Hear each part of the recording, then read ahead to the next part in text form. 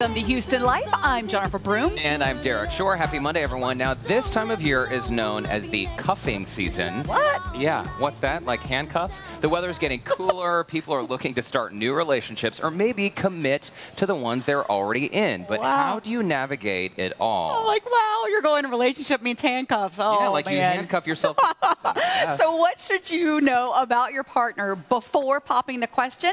Our first guests are here to help us avoid holiday heartbreak. Welcome certified sex therapist. If I could talk this morning or afternoon, it'd be great.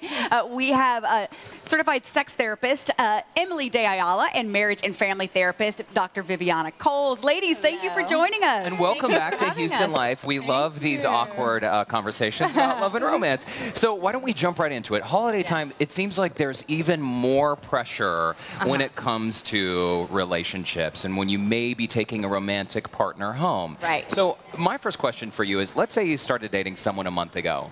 Too soon to take him or her home for the holidays? I don't necessarily think so. I think it kind of depends on your family. So if your family is one that it's kind of a big deal or it's really important the first time you bring someone home, then maybe wait till next Christmas or till the next holiday. But like in my family, it was never a big deal. Anyone was welcome. And so I think you just have to take into consideration your family dynamic. Or if you know that your family is expecting a lot of alone time with you, having that +1 might take away from that. That could feel a little bit like they're intruding. But otherwise, you know, if it's kind of the more the merrier, you know that about your family, bring whoever it is. Yeah. Okay, but what if I'm going home and I just need to take somebody to get my family off my back about my dating situation? Well, There's that. Yeah, that happens very often. People do that? Make sure that the person that you're taking knows that, because y'all don't want to be telling Aunt Susie this and your mom something else. Hey, let them know we just met a few months ago. We're checking things out. We want to travel together over the holidays. No, wait a minute. But JB, are you talking about people who would specifically lie to their family? Like just to get if I took you home for the holiday and I said, "Hey, meet Yay! my new girlfriend, Jennifer Broom. We're so happy together, about to get married." People actually lie about that stuff? I mean, I hope that they wouldn't. I think neither of us would really condone lying. We wouldn't to your want them family, to do but, that. you know, sometimes the holidays may call for a little bending to an extent. Just to In other words, satisfy your the family. little white lie. That's a pretty massive white Again, lie. it's more about the expectations. Right. They think that their family will get off of their backs if they bring somebody home and say, I'm in a stable relationship, leave me alone. I always tell people, though, own your status. If you're single, talk about some of the perks of being single and, you know, the fact that you can go travel on a whim or stay out late or whatever. And own your status. I think the more confidently you talk about your status, the less pressure people will put on you.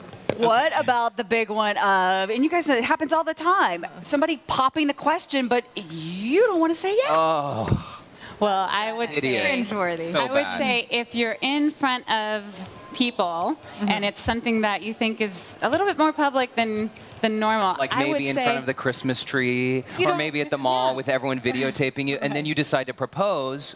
I think you should say yes. If you want to continue the relationship, maybe not engage, but if you want to continue the relationship, say yes. Because if you say no, chances are the relationship isn't going to stand it. What about just like faking passing out though? Your What about partner in front of everyone? What about just like faking passing out, or you know, oh no, gotta run to the bathroom really quickly because if you don't want to accept the Gotta proposal, run to the bathroom really quick. Are you serious? it happens. When someone asks you to marry them, you race. Well, up I've to the never been in bathroom. that situation, but yeah. No, wait. I want to be sure that we get this. So you say if someone proposes to you at the holidays and you have family around, to avoid embarrassment, you should say yes, You should say regardless. yes. You don't want to humiliate your ladies, partner. I love you if so much. they're- Seriously. I mean, look, if this is someone who you've already engaged with romantically, you have a relationship established, I hope, if they're popping the question in front of your family, you don't want to humiliate them in front of everyone. Because that might be and- something they can't come back from. Yeah. Whereas if you say yes, and then later on that evening or when you get back to your house, say, Just hey, we kidding. need to talk about this because I'm not really sure that I'm ready to get married next month or even next year.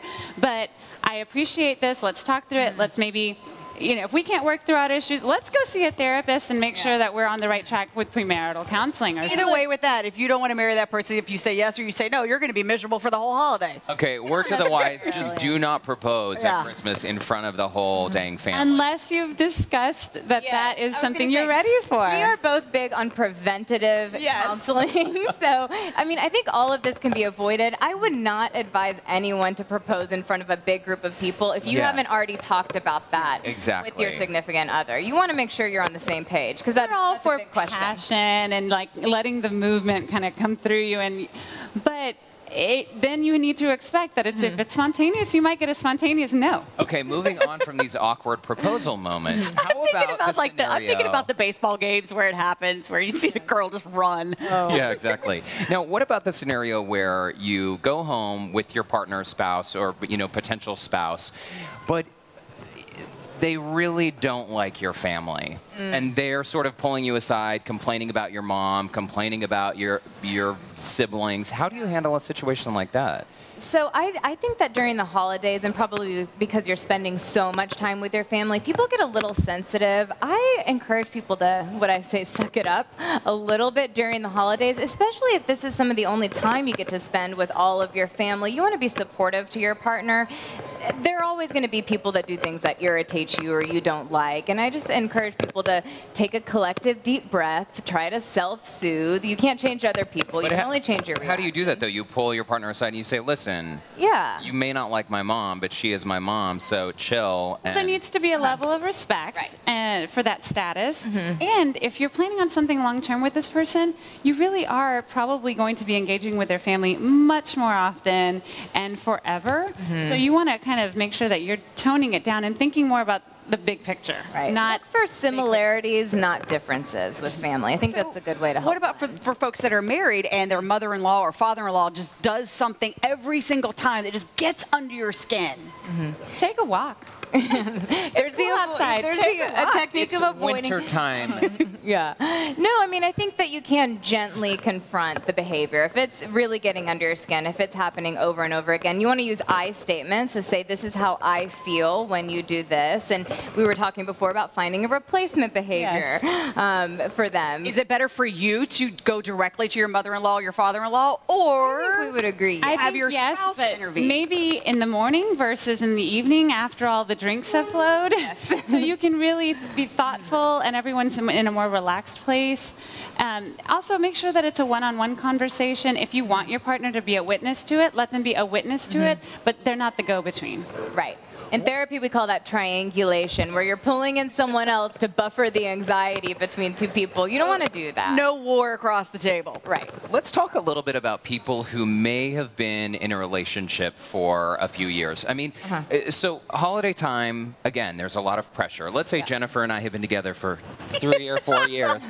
Are the holidays, is that a good time to either, A, break up, or B, finally get engaged and commit and move forward?